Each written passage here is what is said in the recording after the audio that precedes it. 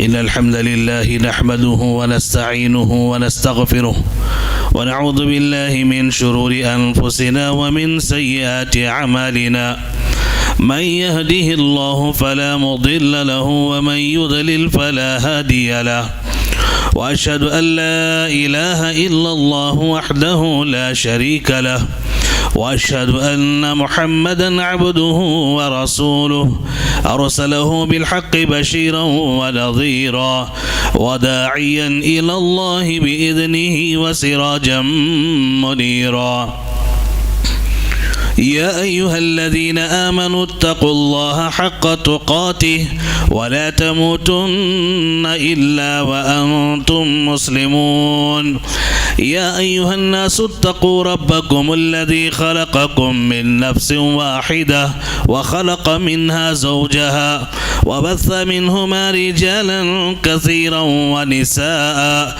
واتقوا الله الذي تساءلون به والأرحام إن الله كان عليكم رقيبا يا أيها الذين آمنوا اتقوا الله وقولوا قولا سديدا يصلح لكم أعمالكم ويغفر لكم ذنوبكم ومن يطع الله ورسوله فقد فاز فوزا عظيما أما بعد فإن خير الحديث كتاب الله وخير الهدي هدي محمد صلى الله عليه وسلم وشر الأمور محدثاتها وكل محدثة بدعة وكل بدعة ضلالة وكل ضلالة في النار.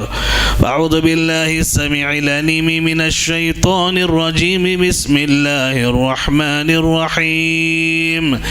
إن الذين قالوا ربنا الله ثم استقاموا تتنزل عليهم الملائكة ألا تخافوا ولا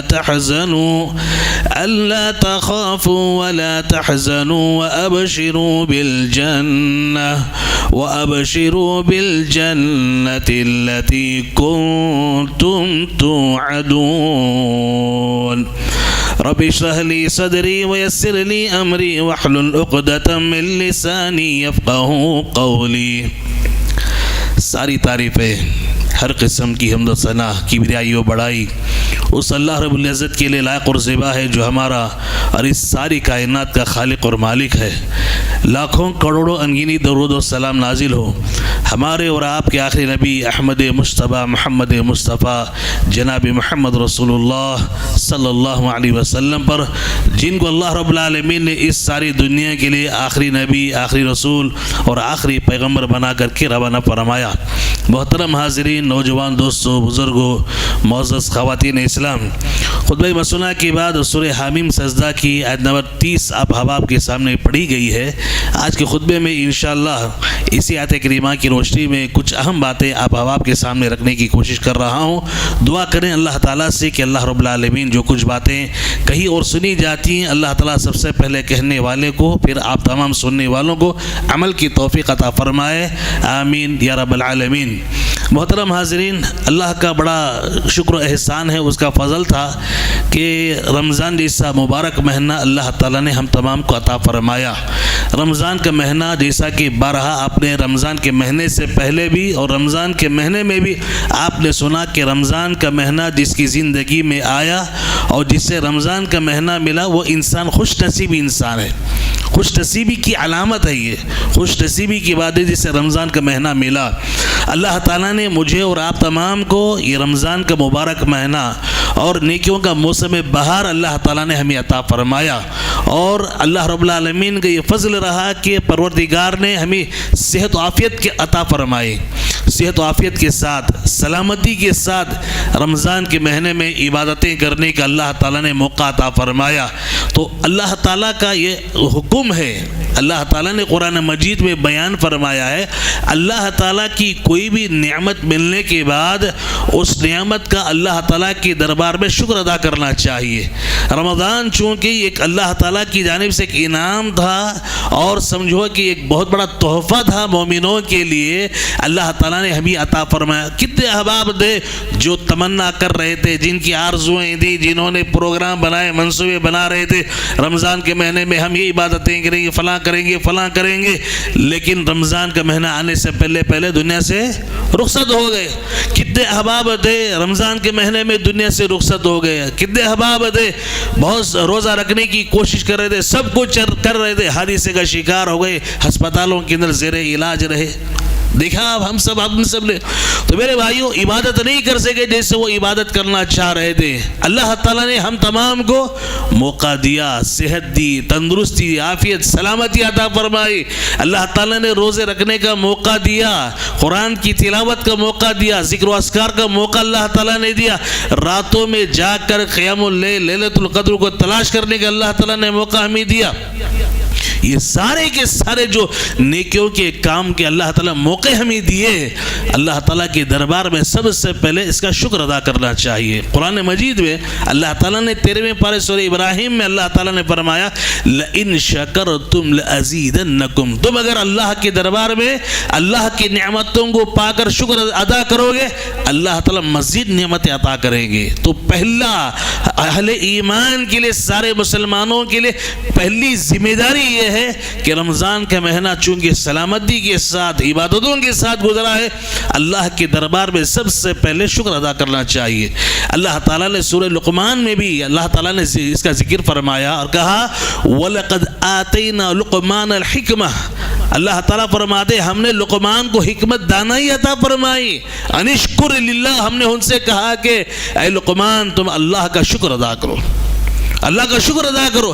اللہ کی نعمت ملی فوراً اس کا شکر ادا کرنا چاہیے. شکر ادا کرنے سے کا فائدہ کیا ہوتا ہے, اللہ تعالیٰ مزید نعمتیں عطا فرماتے ہیں. دوسرا کام جو ہم تمام کو کرنا ہے وہ یہ ہے اللہ کے دربار میں جو نیکیاں ہم نے کی رمضان کے مہینے میں, جو محنتیں کی, جو عبادتیں کی, جو ریاضتیں ہم نے کی, راتوں میں جاگا, قیام اللیل, قرآن کی تلاوت, رویا, توبہ کیا, استغفار کیا, جو نیکی کے خیر کے کام ہم کرتے رہے, یہ نیکی کے کام کرنے کے بعد اس کی قبولیت کے لیے اللہ تعالیٰ کے دربار میں دعا کرنا چاہیے. میرے بھائیو نیکی کرنے کے بعد خاموش نہیں بیٹھنا, خاموش نہیں رہنا چاہیے کہ ہم نے نیکی کر دیا ہے, اللہ کے راستے میں صدقہ و خیرات کر دیا, نماز پڑھ دی, روزے رکھ لیے, فلاں کر لیے. ہمارے اسلاف کے تعلق سے آتا ہے ہمارے اسلاف 6 مہینے تک ان اعمال کی قبولیت کے لیے جو رمضان میں انہوں نے کی اللہ تعالیٰ سے 6 مہینے تک دعائیں کرتے تھے. وہ 6 ماہ تک مسلسل دعائیں کرتے کہ پروردگار رمضان کے مہینے میں ہم نے جو عبادتیں کی ہیں اللہ تو ان عبادتوں کو قبول فرما. اہل ایمان ڈرتے رہتے ہیں. یہ اہل ایمان کی خصوصیت اللہ تعالیٰ نے قرآن مجید کے ذریعے بیان فرمائی. مومن ڈرتے رہتے ہیں. کیسے ڈرتے ہیں؟ اللہ رب العالمین نے قرآن مجید میں ارشاد فرمایا والذین یؤتون ما آتوا وقلوبهم وجلہ, مومن وہ ہیں جو اللہ کے راستے میں دیتے ہیں, صدقہ و خیرات بھی کرتے ہیں, وقلوبهم وجلہ, ان کے دل ڈرے ہوئے ہوتے ہیں, ان کے دل ڈرتے رہتے ہیں. جب یہ آیت کریمہ پڑھ کر اللہ کے نبی نے سنائی سب کو, ام المومنین عائشہ صدیقہ رضی اللہ تعالیٰ عنہا نے پیارے نبی سے پوچھا اللہ کے نبی یہ کون لوگ ہیں جو نیکی کرتے ہوئے, خیر کے کام کرتے ہوئے, ثواب کے کام کرتے ہوئے, صدقات و خیرات کرتے ہوئے ڈر رہے ہیں؟ کیا وہ لوگ چوری کرنے والے ہیں, شراب پینے والے ہیں؟ جو لوگ ڈر رہے ہیں یہ شراب پینے والے, چوری کرنے والے ہیں. اللہ کے نبی نے فرمایا اے صدیق کی بیٹی جو تم سمجھ رہی ہو وہ اس کا معنی مطلب نہیں ہے. بلکہ اس کا صحیح معنی مطلب یہ ہے یہ وہ لوگ ہیں یصومون روزہ رکھتے ہیں، ویصلون نماز پڑھتے ہیں، ویتصدقون اللہ کے راستے میں صدقہ و خیرات کرتے ہیں، لیکن ڈرے رہتے ہیں کہ کہیں ہماری نیکیاں بیکار نہ ہو جائیں، اللہ تعالیٰ اگر رد کر دیں، اللہ کے دربار میں اگر یہ قبولیت کا درجہ حاصل نہ کر سکیں تو ہماری ساری نیکیاں برباد ہو جائیں گی، اس لیے کیا کرتے ہیں؟ ڈرتے رہتے ہیں وقلوبہم وجلہ۔ یہ اہل مومنوں کی علامت صفت بتائی اللہ رب العالمین نے قرآن مجید میں۔ تو رمضان میں جو ہم نے عبادتیں کی ہیں، ایک تو اللہ تعالیٰ کا شکر ادا کرنا چاہیے، اور دوسرا اللہ کے دربار میں ان اعمال کی قبولیت کے لیے دعا کرنا چاہیے۔ قرآن مجید آپ اٹھا کر پڑھتے ہیں، پہلا پارہ سورہ بقرہ اٹھائیں، پہلا پارہ، اللہ تعالیٰ نے ابراہیم علیہ السلام کا اور اسماعیل علیہ السلام کا تذکرہ فرمایا۔ ابراہیم علیہ السلام اور اسماعیل علیہ السلام کا تذکرہ، باپ بیٹے کا اللہ تعالیٰ نے قرآن میں تذکرہ فرمایا، اور اللہ تعالیٰ نے تذکرہ کرتے فرمایا ہم نے ابراہیم کو حکم دیا تھا کہ ابراہیم کعبۃ اللہ کی تعمیر کرو، اور ابراہیم علیہ السلام آئے تھے، ملک شام سے آئے تھے، اور بیٹے سے ملاقات کیا، انہوں نے بیٹے سے کہا کہ بیٹا اللہ تعالیٰ نے کعبۃ اللہ تعمیر کرنے کا بھی حکم دیا ہے۔ باپ بیٹے دونوں نے مل کر کے کعبۃ اللہ کی تعمیر کی، باپ بیٹے دونوں نے مل کر کے کعبۃ اللہ کی تعمیر کی، اور جب کعبۃ اللہ کی تعمیر مکمل ہوئی اس کے بعد انہوں نے باپ بیٹے نے مل کر کے اللہ سے دعا فرمائی۔ بڑی پیاری دعا ہے وہ دعا، عام دعاؤں کے اندر لوگ اسے پڑھتے ہیں۔ کیا دعا کی؟ اللہ تعالیٰ نے قرآن میں فرمایا وَإِذْ يَرْفَعُ إِبْرَاهِيمُ الْقَوَاعِدَ مِنَ الْبَيْتِ وَإِسْمَاعِيلُ، جب ابراہیم علیہ السلام اپنے بیٹے کو لے کر کعبۃ اللہ کی تعمیر کر رہے تھے اور تعمیر مکمل ہوئی، انہوں نے دعا کرتے ہوئے فرمایا ربنا تقبل منا انک انت السمیع العلیم، اے اللہ تیرے حکم پر ہم نے کعبۃ اللہ کی تعمیر تو کی ہے، اے اللہ تو ہمارے اس عمل کو قبول فرما، اس عمل کو قبول فرما۔ قبولیت کے لیے دعا کرنا چاہیے۔ آپ کسی غریب کو دے رہے ہیں اور غریب کو آپ نے پیسہ دیا ہے، بھوکے کو کھانا کھلایا، پیسے کو پانی پلایا آپ نے، کسی ننگے بدن والے کو کپڑا پہنایا آپ نے، آپ حقوق العباد ادا کر رہے ہیں، حقوق اللہ ادا کر رہے ہیں۔ عمل کرنے کے بعد، نیکی کا کام کرنے کے بعد فوراً اللہ رب العالمین کی دربار میں اس عمل کی قبولیت کے لیے دعا کرنا چاہیے۔ دو باتیں ہوئی ہے۔ تیسری بات، قرآن مجید کی جو آیت کریمہ آپ احباب کے سامنے میں نے سورہ حامیم سجدہ کی پڑھی، آیت نمبر 30، اللہ رب العالمین نے اس آیت کریمہ میں فرمایا کہ دیکھو مومن کیسے ہوتے ہی، دیکھیے مومن کیسے ہوتے ہیں، کوئی نیکی کا کام کرتے ہیں تو آج کیا چھوڑ دیا ایسے نہیں۔ مومن کیا ہے؟ آج نیکی کا کوئی کام شروع کرتا ہے اسے مسلسل کرتا ہے، اس کی پابندی کرتا ہے۔ اللہ رب العالمین کو ایسے ہی عمل قبول ہے۔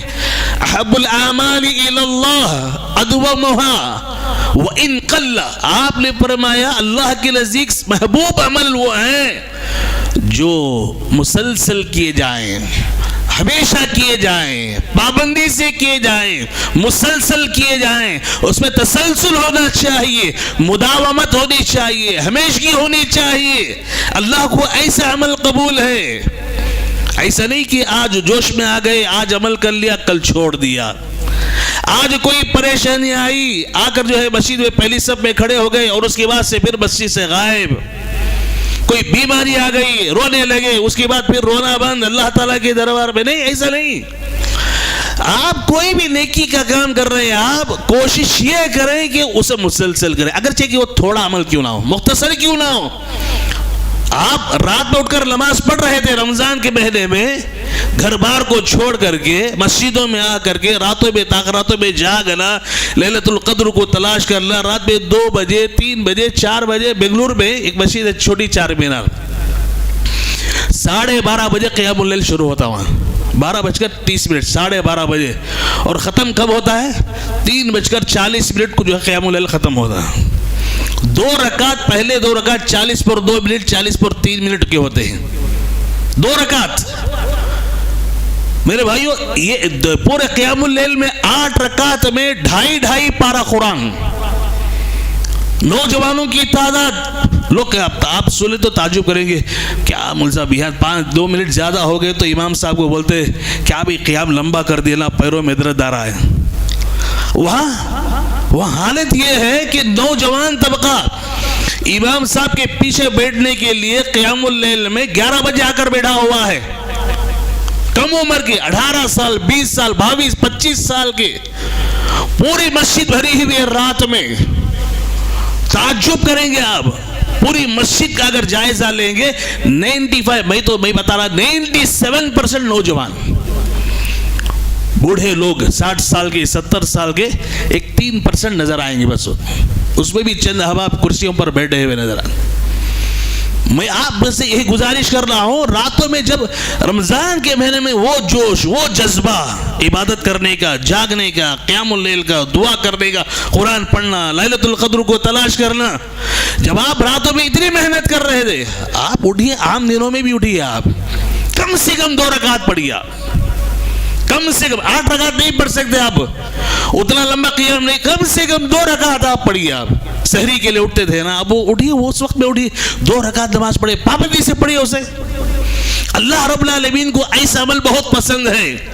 اللہ رب العالمین نے ایسے ہی لوگوں کی تعریف کرتے ہوئے قرآن میں فرمایا سورہ حمیم سجدہ آیت نمبر 30 میں، ان الذین قالوا، جن لوگوں نے کہا ربنا اللہ، ہمارا رب اللہ ہے، جنہوں نے کہا کہ ہمارا رب اللہ، اللہ پر ایمان لا، اقرار کیا، اسے معبود برحق مانا، اور اس کے بعد کہا ربنا اللہ ثم استقاموا، پھر اس پر مضبوطی سے جم گئے، مضبوطی کے ساتھ جم گئے، ڈٹ گئے، جم گئے. طوفان آئی، آندھی آئے، فتنے آئے، آزمائش آئی، کچھ بھی ہوا، توحید کو چھوڑا نہیں، توحید پر مضبوطی سے جمے رہے، ڈٹے رہے، مضبوطی سے قائم رہے.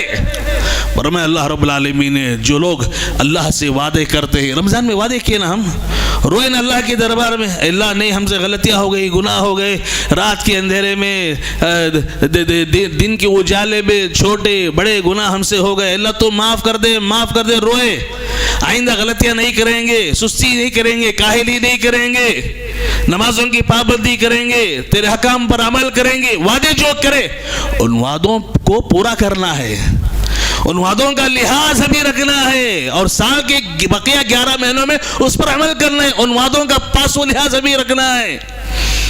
اللہ نے فرمایا جن لوگوں نے کہا کہ ہمارا رب اللہ ہے، تم استقاموا، پھر اس پر مضبوطی سے قائم ہو گئے، تتنزل علیہم الملائکہ. سبحان اللہ، کیا مقام ہے، دیکھو استقامت جسے کہتے ہیں.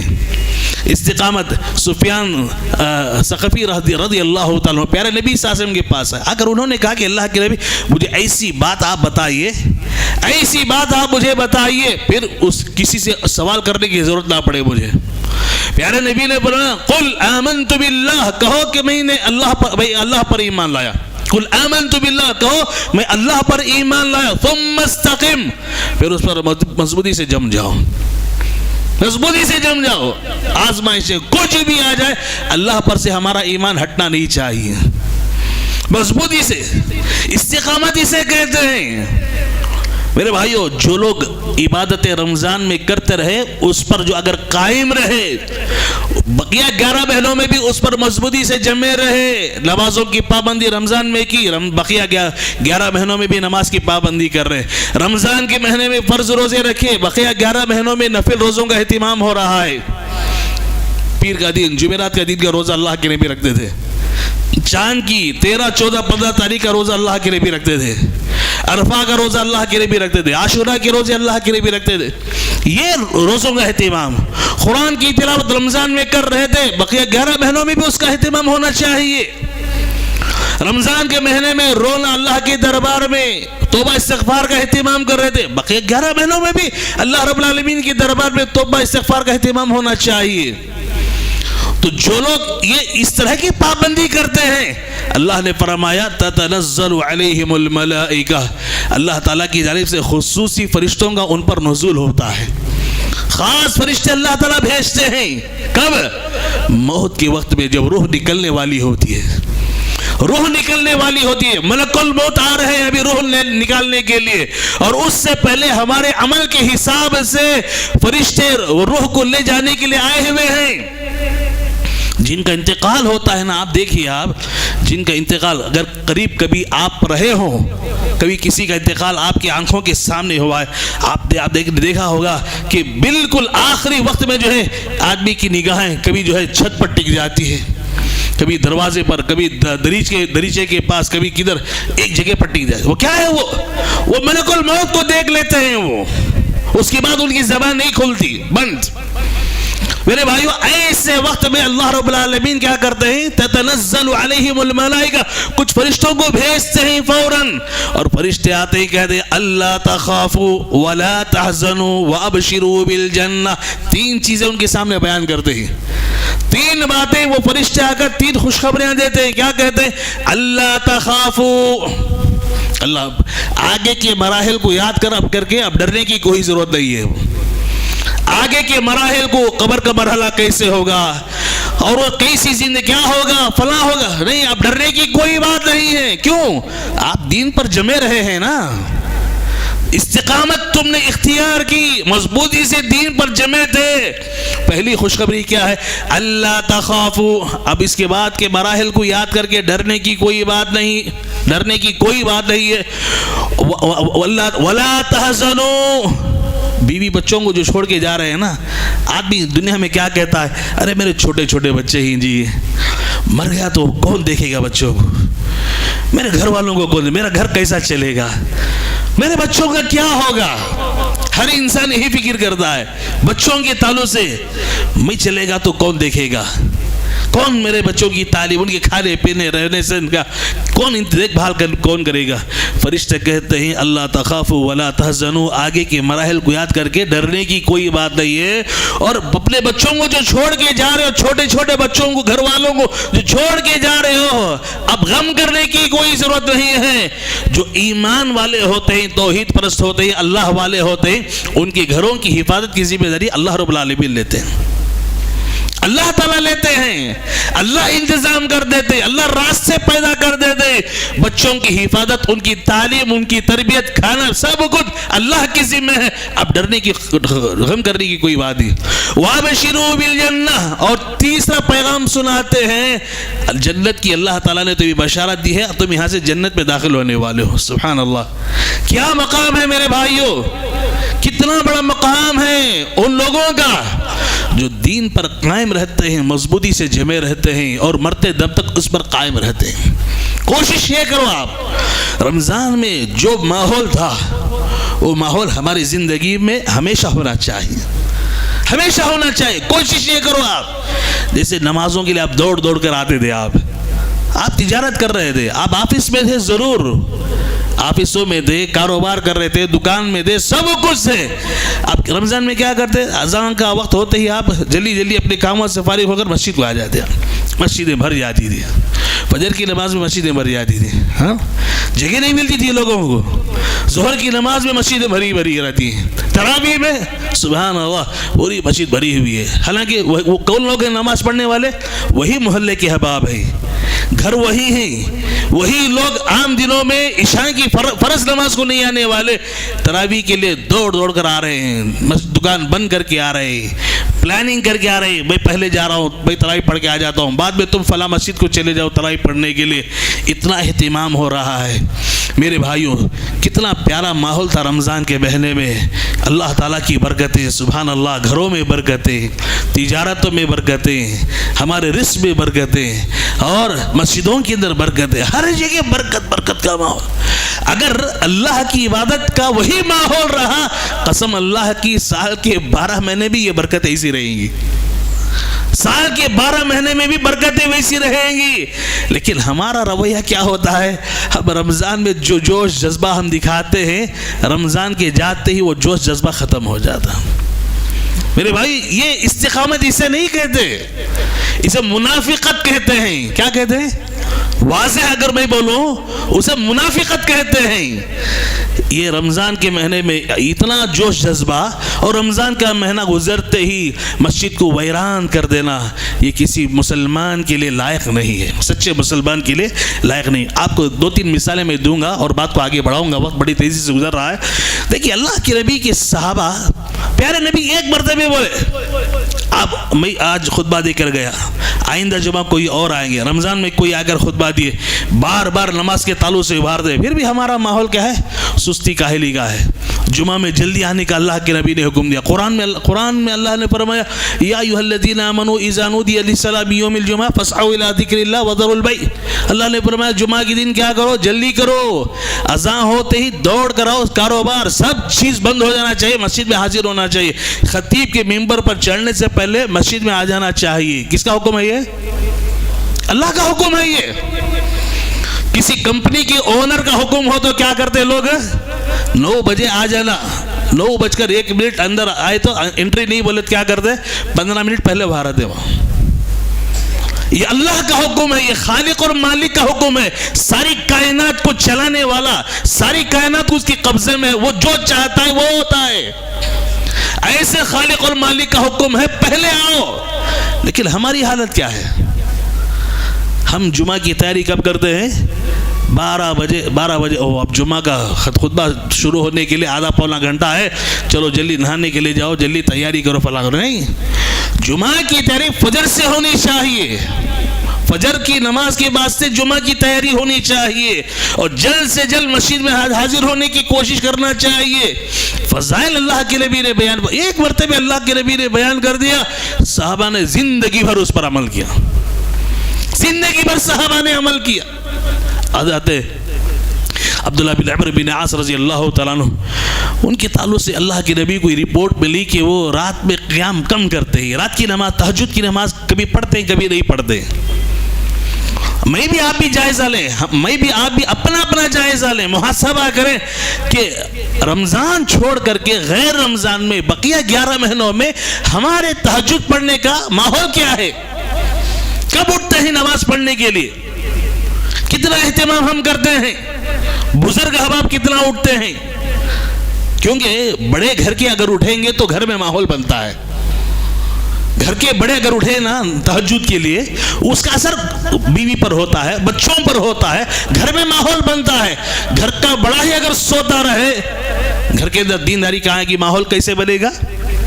اللہ کے نبی صلی اللہ علیہ وسلم کو اطلاع ملی ایک صحابی کے تعلق سے, وہ کبھی نماز تہجد پڑھتے ہیں, کبھی چھوڑ دیتے, کبھی پڑھتے کبھی چھوڑ دیتے. اللہ کے نبی نے ان کو بلایا, اللہ کے نبی نے ان کو بلا کر فرمایا یا عبداللہ لا تکن مثل فلان, اے عبداللہ تم اس آدمی کی طرح مت ہو جانا جو کبھی رات میں اٹھ کر کے نماز پڑھ لیتا ہے اور پھر جو ہے چھوڑ دیتا ہے, کبھی پڑھتا ہے کبھی چھوڑ دیتا ہے. آپ نے فرمایا قیام اللیل کا اہتمام کرو, تہجد کی پابندی کرو, اس کا اہتمام کرو, پابندی سے پڑھا کرو. عبداللہ بن عمرو بن عاص رضی اللہ عنہ فرماتے ہیں پیارے نبی نے جس دن بلا کر مجھے سمجھایا, نصیحت کیا, آج تک میں نے کسی رات جو ہے اس قیام اللیل کو نہیں چھوڑا. میں نے ایک رات بھی نہیں چھوڑا ہے میں نے. بھائیو اسے کہتے ہیں عمل کرنا. ہم سنتے زیادہ ہیں, سننے کا جذبہ, بھائی فلاں مولوی صاحب کو بولا جی, فلاں مولوی صاحب یہ جلسے رکھو جی, فلاں اجتماع رکھو جی, فلاں بولا. بھائی آ رہے ہیں علماء بیان کر رہے ہیں, آپ سن کہاں تک عمل کر رہے ہیں؟ ہم اللہ رب العالمین قیامت کے دن اس تعلق سے سوال بھی کریں گے نا, ماذا عمل فیما علم. جو 5 سوالات ہوں گے, جب تک ان 5 سوالوں کے جواب بندہ نہیں دے گا قدم تک ہلا نہیں سکے گا. وہ ان 5 سوالوں میں آخری سوال کیا ہے؟ ماذا عمل فیما علم, کتنا عمل کیا؟ جو دین کی باتیں سنتا تھا نا اس پر عمل کہاں تک کیا تو نے؟ خالی مزے لینے کے لیے سنتا رہا نہیں. تو میرے بھائیو اللہ کے نبی کی تربیت ایسی تھی, آپ اس انداز سے صحابہ کی تربیت فرما دیں. ایک مرتبہ آپ نے سمجھا دیا, زندگی بھر اس کی پابندی کرو. ابو ہریرہ رضی اللہ عنہ کے تعلق سے آتا ہے, صحیح بخاری کی غالباً روایت ہے, جی صحیح بخاری کی روایت ہے. ابو ہریرہ رضی اللہ عنہ فرماتے ہیں اوصانی خلیلی ثلاث, اللہ کے میرے خلیل پیارے نبی صلی اللہ علیہ وسلم نے مجھے 3 باتوں کی بلا کر وصیت فرمائی. وصیت نصیحت وصیت بہت اہم ہوتی ہے. پہلے نبی نے وصیت کی مجھے. فرماتے ہیں ابو ہریرہ رضی اللہ عنہ کہ 3 باتوں کی جو وصیت فرمائے اللہ کی, وہ 3 چیزیں کون سی ہیں؟ فرمایا اللہ کے نبی نے ابو ہریرہ 3 باتیں میں تم کو بتا رہا ہوں, زندگی بھر اس کا اہتمام کرنا, پابندی کرنا. کون سی 3 چیزیں تھیں؟ اللہ کے نبی نے اشراق کی نماز کا اہتمام کرنا. اشراق فجر کی نماز کے بعد سلام پھیرنے کے بعد سے تقریباً پونا گھنٹہ مسجد میں بیٹھے رہنا. پونا گھنٹہ 50 سے سمجھو کہ 1 گھنٹہ ہو جاتا, تقریباً 1 گھنٹہ مسجد میں بیٹھے رہنا انتظار میں. سورج طلوع ہونے کے 12-15 منٹ کے بعد جو ہے اشراق کی نماز 2 رکعت اشراق کی نماز پڑھنا. بڑی فضیلت ہے اس کی. اللہ کے نبی نے بتایا جو آدمی فجر کی نماز کے بعد اپنی جگہ پر بیٹھا رہے, کسی سے گفتگو نہ کرے, سورج بلند ہونے کی تھوڑی دیر کے بعد اٹھ کر 2 رکعت نماز پڑھے, اللہ رب العالمین مکمل ایک حج اور عمرے کا ثواب اللہ سے عطا فرماتا ہے. جو حج کا ثواب ہے, ایک عمرے کا ثواب, مکمل ایک حج اور مکمل ایک عمرے کا حج ثواب اللہ رب العالمین سے عطا فرماتا. اللہ کے نبی نے حضرت ابو ہریرہ سے کہا کہ ابو ہریرہ اشراق کی نماز کا اہتمام کرو. دوسرا اللہ کے نبی نے کہا کہ ایام 20 کے روزے رکھو. چاند کی جو 13, 14, 15 تاریخ, چاند کی 13, 14, 15 تاریخ, اسے کہتے ہیں ایام 20. پیارے نبی نے فرمایا ان 3 روزوں کا اہتمام کرو. اور اس کے بعد تیسری بات کہا اللہ کے نبی نے سونے سے پہلے ہمیشہ وتر ادا کر لیا کرو. سونے سے پہلے وتر کی نماز پڑھ لیا کرو. ابو ہریرہ رضی اللہ عنہ فرماتے ہیں اللہ کے نبی نے جب سے مجھے وصیت کی آج تک میں ان 3 چیزوں پر عمل کر رہا ہوں, 3 باتوں کی پابندی میں کر رہا ہوں. سبحان اللہ. مثالیں بہت زیادہ میں لکھ کر لایا تھا میں, وقت جو ہے ختم ہو رہا ہے, اس لیے میں 2 مثالیں میں بتا ہی رہا ہوں محترم حاضرین کہ اللہ کے نبی صلی اللہ علیہ وسلم نے امت کو جو عمل کرنے کا جذبہ بتایا, طریقہ بتایا, وہ یہ ہے کہ آپ جو ہے مسلسل مداومت کے ساتھ عمل کرتے رہے, اس پر ہمیشگی کے ساتھ عمل کرتے رہے, اگرچہ کہ وہ عمل تھوڑا ہی کیوں نہ ہو. رمضان جیسے ہی گیا مسجدیں جو ہے ویران ہو گئی, خالی ہو گئی. لوگ کہنے لگے بتانے والے رمضان کا مہینہ مہمان بن کر کے آیا اور مہمان گیا, رمضان کا مہینہ مہمان بن کر گیا تو اس کے پیچھے مہمان بھی چلے گئے. مہمان اور باقی کون رہ گئے؟ گھر والے رہ گئے. جو پابندی کے ساتھ مسجدوں میں لگے رہے ہیں, عبادتیں کر رہے ہیں, نمازوں میں, وہ گھر والے ہیں. جو رمضان کے مہینے میں ہوا کی رفتار سے آئے اور پھر چلے گئے آندھی کی رفتار سے, وہ مہمان ہیں. ایسے نہیں ہونا چاہیے. آپ اگر ویسے جائیں گے آپ کے گھروں سے برکتیں بھی ویسے چلی جائیں گی, اللہ کی رحمتیں بھی دور ہو جائیں گی.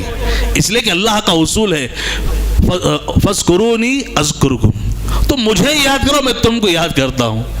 جو اسے یاد کرتے ہیں اللہ اسے یاد کرتے ہیں, جو اس کے قریب ہوتے ہیں اللہ اس کے قریب ہوتے ہیں, جو اس سے مانگتے ہیں اللہ اسے دیتے ہیں, جو اس کے گھر کو ویران کر دے اس کے گھر میں برکتیں کیسے آ سکتی ہے, جو اس کے گھر سے رحمت سے دور ہو جائے اس کی زندگی میں سکون کیسے آ سکتا ہے؟ نہیں آ سکتا. میرے بھائی اسے ایک مثال کے ذریعے بتا کر اپنی بات کو بھی ختم کرنا چاہتا ہوں. بڑی تاریخی اور سیرت کی کتابوں سے مثال لی جاتی ہے. آپ جانتے ہیں کہ پیارے نبی صلی اللہ علیہ وسلم کا انتقال ہوا. پیارے نبی صلی اللہ علیہ وسلم کا انتقال ہوا. پیارے نبی صلی اللہ علیہ وسلم کا جب انتقال ہوا جس دن پیر کا دن, اللہ اکبر, مدینہ کے اندر سمجھو کہ قیامت کا منظر ایسے معلوم, صحابہ کہتے ہیں ایسے معلوم ہوتا کہ قیامت واقع ہو گئی ہے. نفسا نفسی کا عالم, پریشان. پیارے نبی کا انتقال ہو گیا. اس دوران میں کیا ہو گیا, عمر رضی اللہ عنہ تلوار نکال کر پھر رہے مسجد نبوی کے اندر. خبردار اگر کوئی یہ کہے کہ پیارے نبی صلی اللہ علیہ وسلم کا انتقال ہو گیا ہے میں اسی گردن اڑا دوں گا. آپ کا انتقال نہیں ہوا ہے, آپ واپس آئیں گے. جیسے موسیٰ علیہ السلام طور پر جا کر واپس آئے ایسے آپ بھی واپس آئیں گے. آپ کا انتقال نہیں ہوا ہے. جوش میں ہیں, اب کوئی زبان نہیں کھول رہا ہے. صحابہ پہلے ہی صدمے میں ہیں کہ پیارے نبی کا انتقال ہو گیا ہے, پریشان ہیں. اور یہاں دوسری آزمائش کہ عمر جو ہے تلوار نکالے پھر رہے ہیں. کوئی خبردار اگر کوئی کہے کہ آپ کا انتقال, میں گردن اڑا دوں گا. ابو بکر صدیق رضی اللہ عنہ وہاں پر موجود نہیں تھے, کہیں باہر تھے. اطلاع ملی, جلدی آئے, دیکھا کہ مسجد نبی کا منظر عجیب ہے. کسی سے گفتگو نہیں کیا انہوں نے، سیدھے عائشہ رضی اللہ عنہا کے حجرے میں گئے، داخل ہوئے، سلام کیا، اور پیارے نبی صلی اللہ علیہ وسلم کے جسم مبارک کو یمنی چادر سے ڈھکا گیا تھا، وہ چادر ہٹائی، آپ صلی اللہ علیہ وسلم کی پیشانی پر بوسہ دیا اور کہا کہ اللہ تعالیٰ نے آپ پر جو موت لکھ دی تھی وہ موت واقع ہو گئی ہے، اور اس کے بعد چادر سے آپ کے چہرے کو ڈھک دیا۔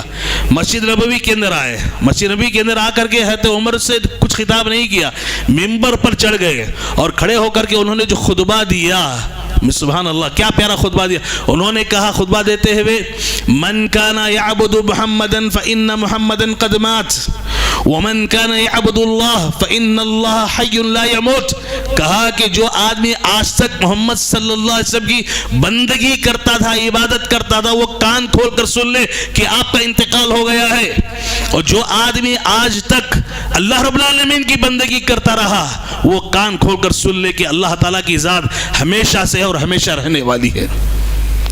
اور اس کے بعد سورہ آل عمران کی آیت کریمہ پڑھی، وما محمد الا رسول قد خلت من قبلہ الرسل، وہ آیت کریمہ پڑھی تو حضرت عمر رضی اللہ عنہ جو تلوار لے کر گھوم رہے تھے، جو جذبے میں تھے، جیسے ہی یہ خطبہ سنا، قرآن مجید کی آیت کریمہ سنی، انہوں نے اپنے تلوار کو نیام میں رکھ لیا اور کہا کہ ایسے معلوم ہو رہا تھا کہ یہ قرآن مجید کی آیت کریمہ ابھی ابھی اتر رہی ہے، ابھی ابھی نازل ہوئی ہے۔ میرے بھائیوں سب خاموش ہو گئے۔ یہ واقعہ آپ احباب کے سامنے رکھ کر میں آپ سے کہنا چاہتا ہوں، اگر آپ نے رمضان کی بندگی آج تک کرتے رہے، آپ رمضان کی عبادت اگر آپ کرتے رہے، کان کھول کر سن لو کہ رمضان کا مہینہ گزر گیا ہے، اور جو آدمی اللہ رب العالمین کی بندگی کرتا رہا اور کر رہا ہے، اور کان کھول کر سن لے کہ اللہ رب العالمین کی ذات ہمیشہ سے ہے اور ہمیشہ رہنے والی ہے، لہذا ہم کو بندگی اللہ کی کرنی چاہیے، اللہ رب العالمین کی کرنی چاہیے، ہمیشہ کرنی چاہیے، ہر حال میں ہمیں کرنی چاہیے، صرف رمضان میں نہیں بلکہ سال کے 12 مہینے زندگی کی آخری سانس تک ہم کو عبادت کرنی ہے۔ عبادت صرف رمضان تک نہیں، موت تک ہے میرے بھائیوں، موت تک ہے۔ اللہ رب العالمین نے پیارے نبی سے فرمایا، سورہ ہجر میں اللہ تعالیٰ نے فرمایا، وَعْبُدْ رَبَّكَ حَتَّى يَأْتِيَكَ الْيَقِينُ، اے نبی آپ اپنے رب کی بندگی کریں، کرتے رہیں، کب تک؟ زندگی کی آخری موت تک آپ کو اللہ کی بندگی کرنا ہے۔ کسے حکم ہے؟ پیارے نبی کو، خطاب آپ سے ہے لیکن یہ حکم سارے مسلمانوں سے ہے۔ اللہ رب العالمین سے میں آخر میں دعا کرتا ہوں، رب ذوالجلال ہم تمام کو جیسے رمضان کے مہینے میں ہم نے عبادت کی، جیسے رمضان کے مہینے میں جوش اور جذبے کے ساتھ مساجد کو ہم نے آباد کیا، اللہ تعالیٰ بقیہ 11 مہینوں میں بھی مساجد سے ایسے ہی تعلق جوڑے رہنے کی توفیق عطا فرمائے، مساجد میں آنے کی توفیق عطا فرمائے، نمازوں کی پابندی کرنے کی توفیق عطا فرمائے، قرآن کی تلاوت کا اہتمام کرنے کی توفیق عطا فرمائے، راتوں میں اٹھ کر کم سے کم 2 رکعت نماز، کم سے کم 2 رکعت قیام اللیل تہجد کی شکل میں ادا کرنے کی اللہ ہمیں توفیق عطا فرمائے۔ رمضان میں جیسے پروردگار تو نے ہم پر رحمتوں کا نزول فرمایا، اے اللہ بقیہ 11 مہینوں میں بھی اے اللہ تو اپنی رحمتوں کا نزول ہم پر فرما، برکتیں عطا فرما، رحمتوں سے مالا مال فرما، خیر کے فیصلے فرما، رحمتوں کے فیصلے فرما، برکتوں کے فیصلے فرما۔ ربنا تقبل منا انك انت السميع العليم وتب علينا انك انت التواب الرحيم واخر دعوانا ان الحمد لله رب العالمين۔